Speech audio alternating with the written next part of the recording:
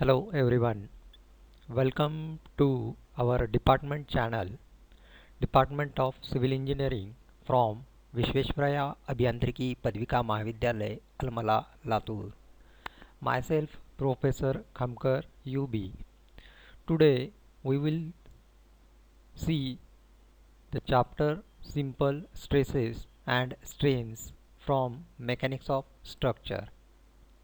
The chapter is of 14 marks for Diploma in Civil Engineering students. Let's see what are the contents covered in this chapter. Concept of rigid body, elastic body and plastic body etc. Then types of stresses and different strains. Standard stress strain curve for mild steel and tough steel. Deformation of body due to axial forces. Concept of composite sections. Concept of temperature stresses, and last introduction to strain energy and its type.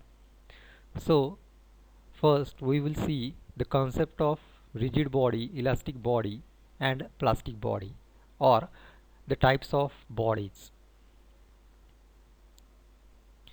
The first concept of rigid body.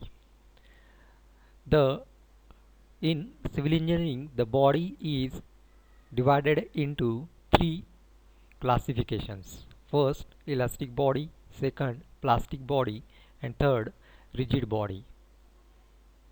The elastic body or elastic material. A body or elastic material regains its original size and shape when the external load acting on it is completely removed. Is called as elastic body.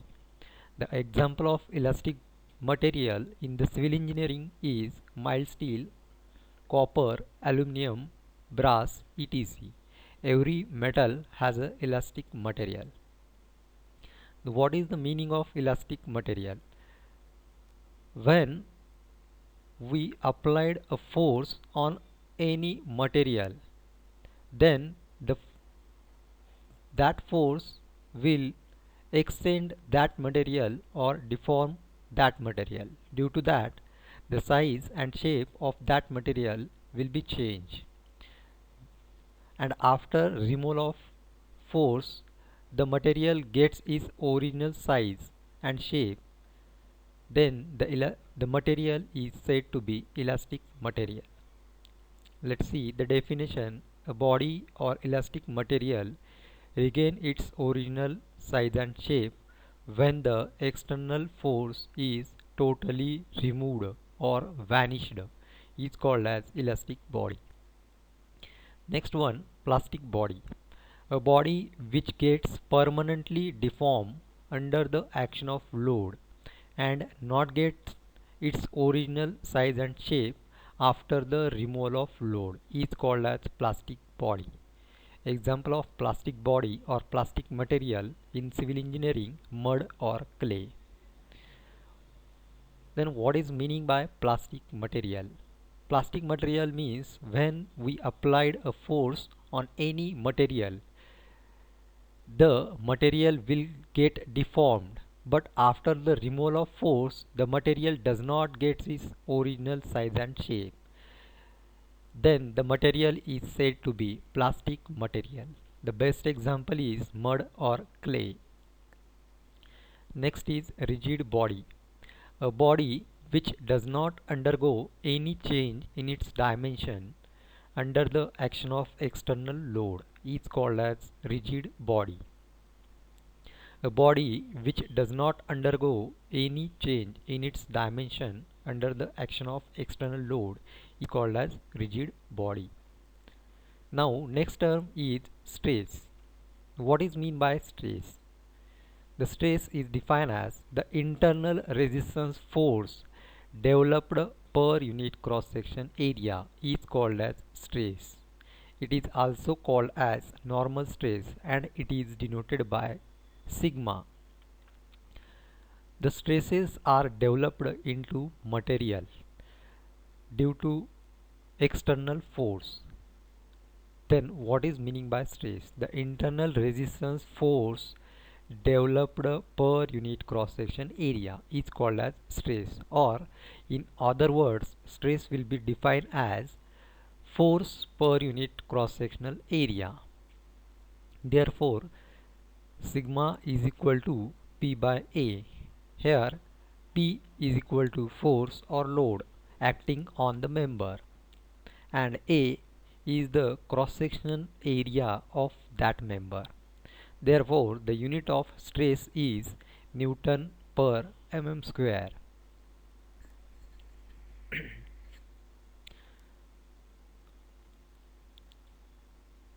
The types of stresses are: first, direct stress, in that tensile stress and compressive stress; second, shear stress; third, bending stress; fourth, torsional stress. These stresses are developed in material according to the condition of forces. If the forces applied on material is pull force, then the stresses developed in the material are tensile stress. If the force is applied as a push force, then the stresses developed in the material are compressive stresses. Now let's see strain. This is a flow diagram of types of stresses. There are main three types: normal stress, shear stress, bending stress. Normal stress or direct stress is divided into two parts: tensile and compressive stress. Now what is strain? When a body of elastic material is acted upon by an axial force, it undergoes change in dimension. This change in dimension per original dimension is called as strain.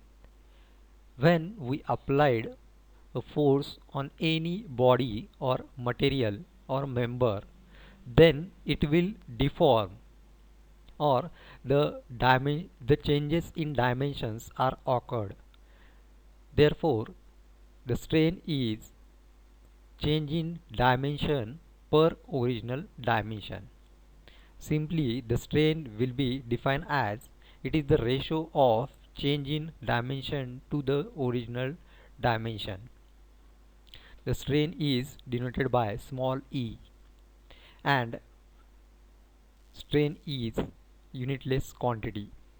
What are the types of strain?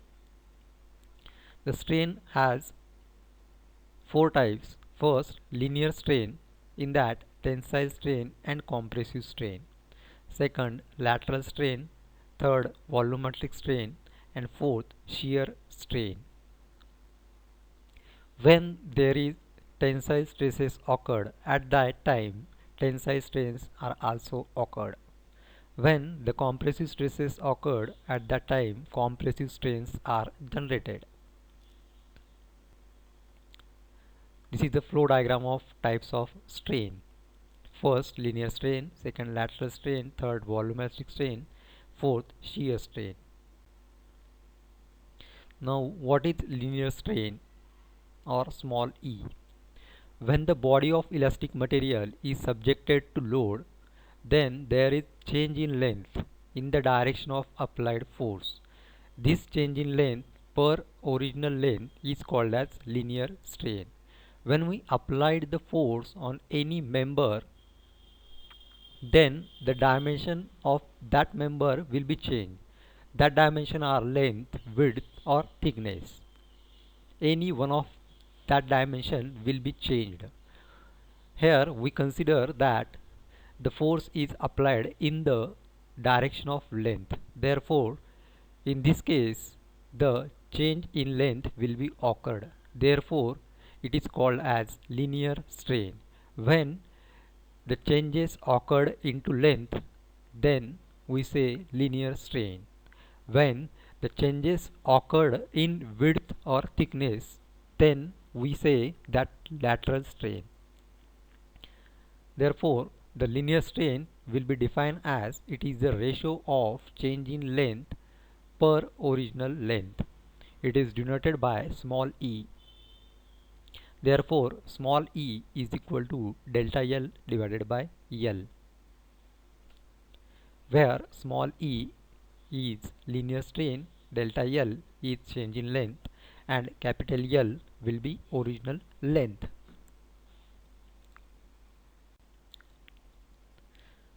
Now, what is Hooke's law? For every elastic material, it can obey the Hooke's law. The statement of Hooke's law is, it states that when a elastic material is loaded within its elastic limit, then stress produced is directly proportional to strain. The statement is, when an elastic material is loaded within its elastic limit, then stress produced is directly proportional to strain. Mathematically, it can be written as stress is directly proportional to strain. Therefore, sigma is directly proportional to E. When therefore constant is equal to sigma divided by small e. This constant is known as Young's modulus or modulus of elasticity of that material. Therefore, modulus of elasticity or Young's modulus, that is capital E, can be defined as, within the elastic limit, the ratio of stress to strain is constant, and this constant is called as modulus of elasticity or Young's modulus. It is also called as constant of proportionality. It is denoted by capital E. Therefore, modulus of elasticity is equal to stress divided by strain. We denoted modulus of elasticity as capital E. Therefore, capital E is equal to sigma divided by small e, and the unit of Young's modulus or modulus of elasticity is Newton per mm square or kilonewton per mm square or MPa or GPa. Now, this is the important part of stress and strain. The stress strain curve for ductile material or mild steel. This is the stress and strain curve. On x-axis we take strain and on y-axis we take stress. On this graph or on this curve there are different points like A, B, C, D, E and F. These points are indicates. The point A is indicate proportional limit. Point B indicate the elastic limit point of that material. Point C indicate upper yield point. Point D indicate the lower yield point. Point E indicate the ultimate load point, and point F indicate the breaking load point. In this graph, at origin O, from O to A, the graph is linear. After A, the graph is non-linear or it is in curvature. The point B is known as elastic limit point. That means up to point B, the material follows the Hooke's law. That is, it means the stress is directly proportional to strain. It means when stress is increased, automatically strain will be increased up to the point of B. Let's see one by one. Portion OA. This portion is absolutely straight or linear, where the stress is proportional to strain and the material obeys Hooke's law. Therefore, sigma is equal to capital E into small e. The value of stress at point A is called proportional limit. Portion AB. In this portion although the material may still be elastic, and the point B indicates the elastic limit.